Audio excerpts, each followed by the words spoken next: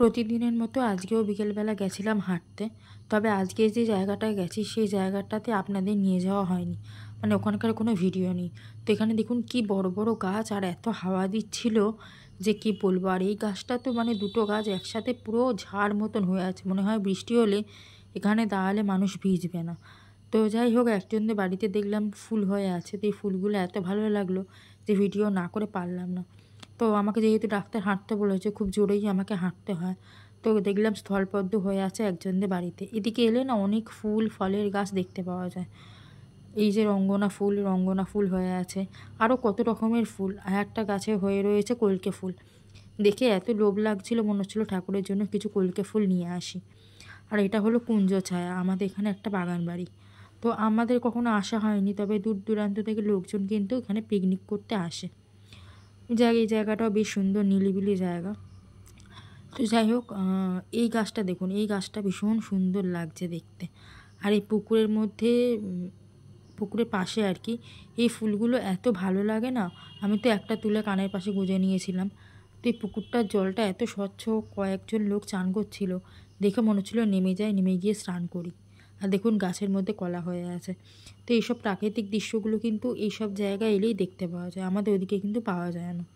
তো আমার তো অবস্থা বিধ্বস্ত, গরমের মধ্যেই ঘেমে একদম পুরো নিয়ে গেছি। তাও জোরে হাঁটতে হবে, কিচ্ছু করার নেই। আর আমি একাই যাচ্ছি, আমার সাথে কেউ যায় না, একাই আমি যাই। তো আজকে এসছি এই রাস্তাটাতে। এই রাস্তাটাতে সচরাচর আসা হয় না, ওইদিকে এই রাস্তাটাতেই যাই। এবার পারফেক্ট সানসেট যদি বলেন, তাহলে এই রাস্তাটায় এলে কিন্তু দেখা যায়। কি সুন্দর লাগছে সূর্যটাকে দেখতে, দেখুন একদম অস্ত যাচ্ছে সেই সময় ভিডিওটা করেছি। খুব ভালো পারিনি, তবে যেটুকু পেরেছি সেটুকু করেছি। তো এই জায়গাটা এলে না খুব ভালো সূর্যাস্তটা দেখা যায়। তো এখানে কিছু জিনিসপত্র চাষ করেছে, কি করেছে জানি না, তবে ভালো লাগলো, ভিডিও করলাম। এই জায়গাটা কিন্তু আমার বাড়ি থেকে প্রায় 3 কিলোমিটার দূরে। হেঁটে এসছি, প্রায় আধ ঘন্টা মতো লেগেছে, বাড়ির কাছাকাছি নয়। তারপরে চলে এসেছি এই কালী মন্দিরটায়। এই কালী মন্দিরটায় এই নিয়ে দুবার এলাম। আগে আমার একটা বান্ধবী আমাকে নিয়ে এসেছিলো, শুনেছি এখানকার মা নাকি খুব জাগ্রত, প্রত্যেক অমাবস্যায় মায়ের আরাধনা হয়। তো আমিও এসেছি যখন, মাকে দর্শন করে গেলাম, প্রণাম করে আশীর্বাদ নিয়ে নিলাম। তো এখান থেকে এবার বাড়ি ফেরার পালা। যে রাস্তাটা দিয়ে ফিরি সেই রাস্তাটা দিয়ে আজকে আর ফিরিনি, আজকে পুরোই রাস্তা চেঞ্জ করেছি। রোজ একই রাস্তা ভালো লাগে না, আজকে এই রাস্তাটা দিয়ে ফিরবো। আর এখানে কিছু ফুল হয়ে আছে, এই ফুলগুলো দিয়ে ঠাকুরকে সাজালেও কিন্তু বেশ সুন্দর লাগে, কিন্তু এত উঁচুতে এই যে পারতে পারবো না। তো যাই হোক, এই মাঠটা খুব সুন্দর, এই মাঠটার মধ্যে গরু টরু সমস্ত চড়ে। তো ওই যে দূরের রাস্তাটা, ওই রাস্তাটা দিয়ে আমি যাই, আর এসছি এদিকে রাস্তাটা দিয়ে, আর গেছি এই রাস্তাটা দিয়ে। 3টে রাস্তা এখানে ভাগ হয়ে গেছে, 3 মাথার মোড় এটা।